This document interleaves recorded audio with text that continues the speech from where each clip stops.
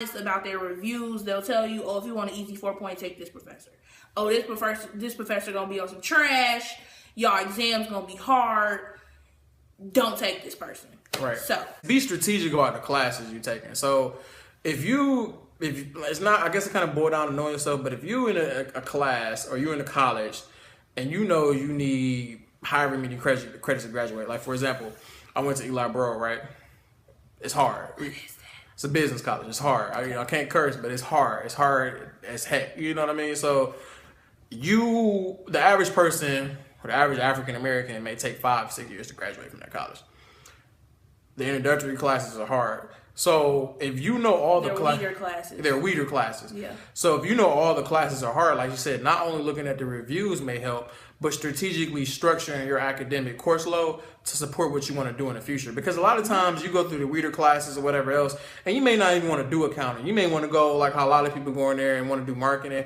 They may even graduate and do something completely different. But if you structure your classes in a way where you can feel stuff out. So for example, we all go into school with some type of particular interest. Like me, it was business. So I can go to school, say for example, for a declared degree, but not necessarily go into that field, but have classes structured around that field. So if I ever change my mind, I can go into a different field. So regardless of whatever your academic course load is, you're always going to take ISB, which is like science, history, all that crap. So if you can, university requirements. If you can get all that out the way first, you know, if nothing else, you're a sophomore by credits because you've gotten all those classes out of the way. Now you can go into electives, quote unquote, like advertising or marketing or econ. That can not only be an elective for one college, but it can be a weeder class for the college that you declare. So now you got a good feel of what you want to do. So if you ever get accepted, for example, into the business school or whatever else, you've made it strategic for yourself to say, you know what? I don't necessarily have to go accounting or switch my major altogether. I've taken enough classes and I have enough compilation of classes to pick multiple majors and do what I want to do. Now you work in the system and you making the system work for you. So if you can set it up strategically, academically, and do that and find the right support system socially by having meaningful social interactions, because a lot of times we interact on campus socially and it don't really lead to nothing but a whole bunch of nowhere. But if you talk to somebody who's already been through that trail, like how she said, you can get to the destination a lot faster. So like a lot of my friends, you know, they went to community college for 4 of the business classes and took 1 at MSU, and it was the easiest one. They still got into the college. They don't really care about the destination. It's about long as you get there, but you got to know yourself. Like for me, it was a little different because I like to be challenged. So I want to see what it's going to be like fully. That may not be for everybody, but at the same time, looking back, if I would took a couple of those classes at a community college and or did something along the lines of taking all my university classes first, it would have been a lot easier for me in the long run instead of taking 16 credits my freshman year. Taking 16 credits my freshman year, doing 30-page papers.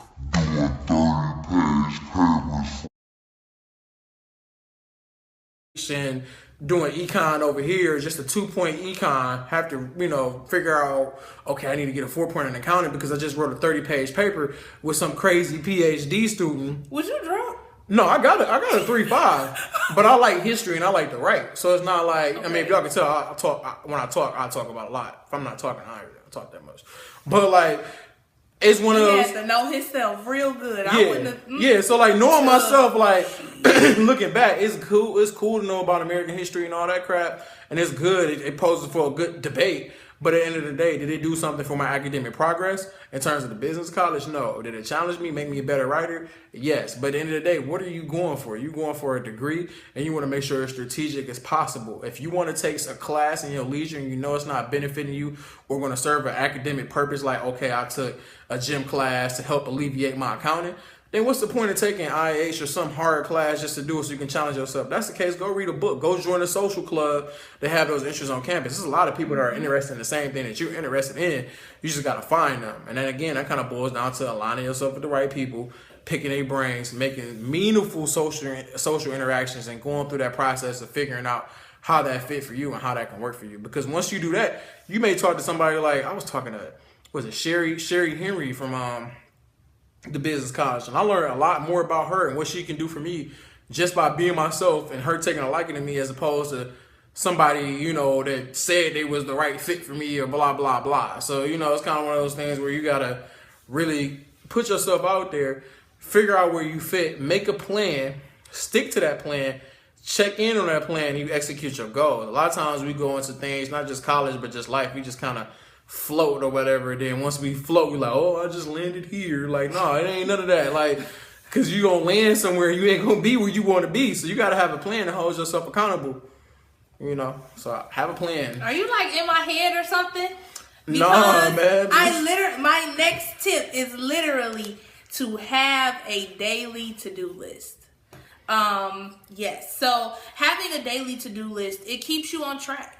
When you write down what it is that you need to do and you continue to write it and rewrite it and continue to write it, it becomes a habit. It takes 21 days of consecutive behavior in order to create a positive habit and also to break bad habits. So I got in the habit of keeping a small index card that was lined, and I would flip it over to the back side, and I would just write a list of 10 things that I needed to do. So that even in a moment when I was like, oh my God, pretty bored, I'll be like, no, you're not bored. You have a to-do list, and that list is not done.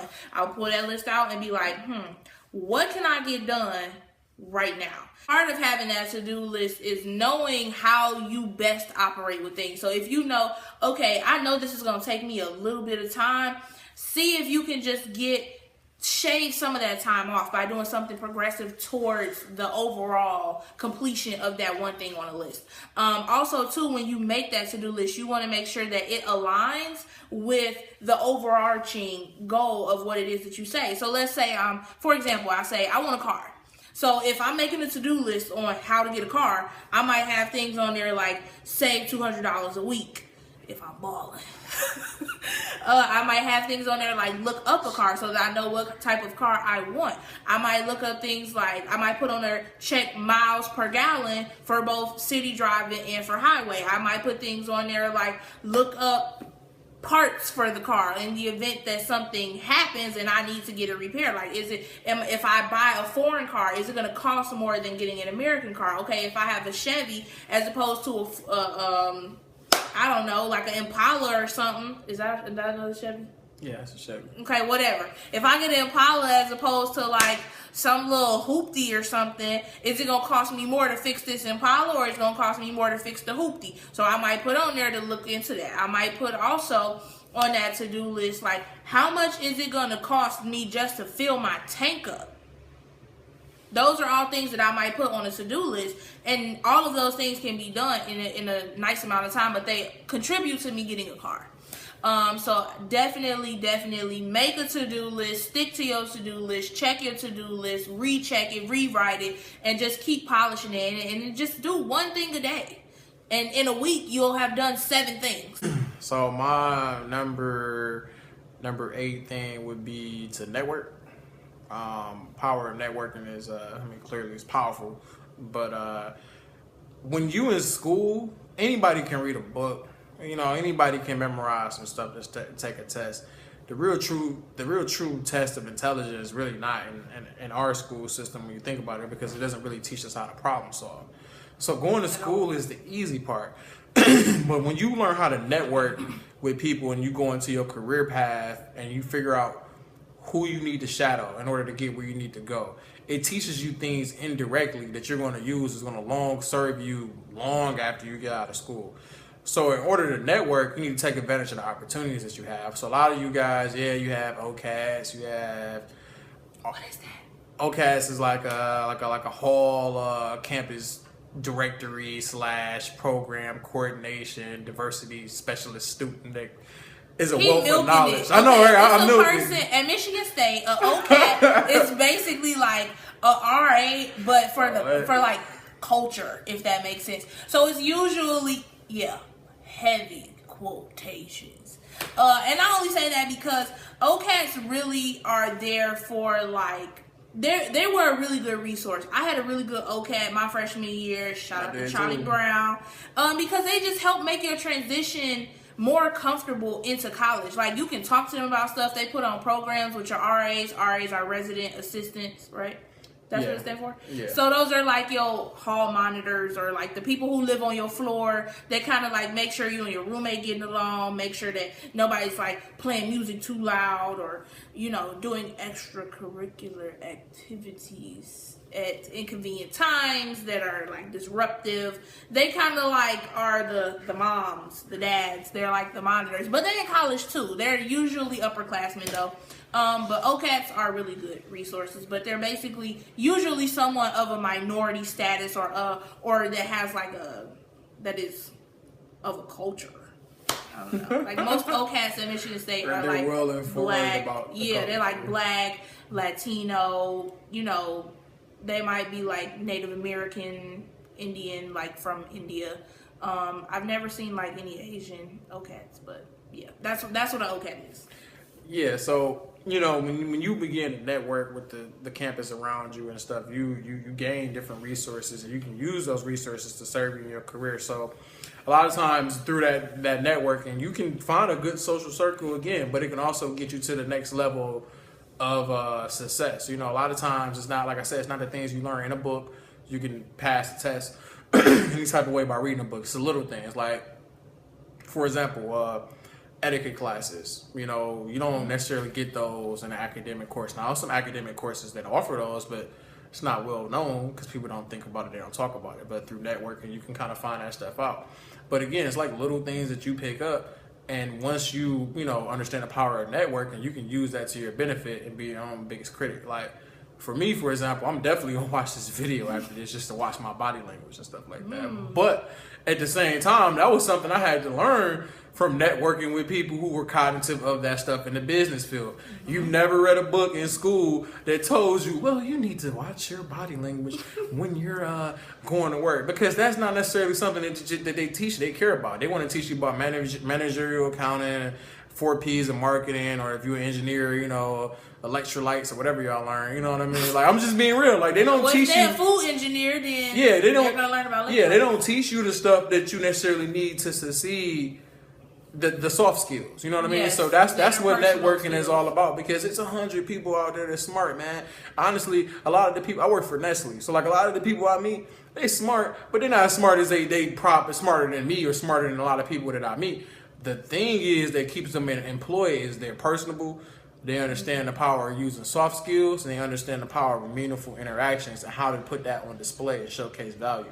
So if you can get your point across, through networking and working on yourself, and I mean, even one of my LBs, he took a Toastmaster class or whatever, and that kind of helped What's him. What's an LB, if they don't know? My line brother, so I'm in a fraternity, but he took a Toastmaster class, and that helped him a lot with his speech and stuff like that, and that took him to the next level career wise. That was nothing he never learned in school. That was just through the power of networking and meeting somebody who took a liking to him and said, hey, you should take this class to kind of help you with A, B, and C. Mm-hmm. Now he's working for a big company, and he didn't graduate with a business degree. He graduated with a psychology degree. Now it's like one of those things where, he doing his thing, but he never knew that if he would have just sat around and just said, I'm just gonna go do my coursework today, and hang around the same people I knew in high school, and not ask questions and not be inquisitive. You miss 100% of the shots you don't take, man. That's the whole thing with networking too. You can translate that to your social life. What's the point of going to the club if you're gonna stand around? What's the point of going to the club if you're gonna stand around? You know what I mean? Like, if you see a shot, you gotta take it, because somebody else gonna take that shot. You feel me? I'm gonna take the shot for you, and I'm gonna laugh at you on the way out of there. But at the end of the day, think about it. Like, you can meet somebody, in a club. That could be your wife. That could be somebody that you can help for business. That could be whatever.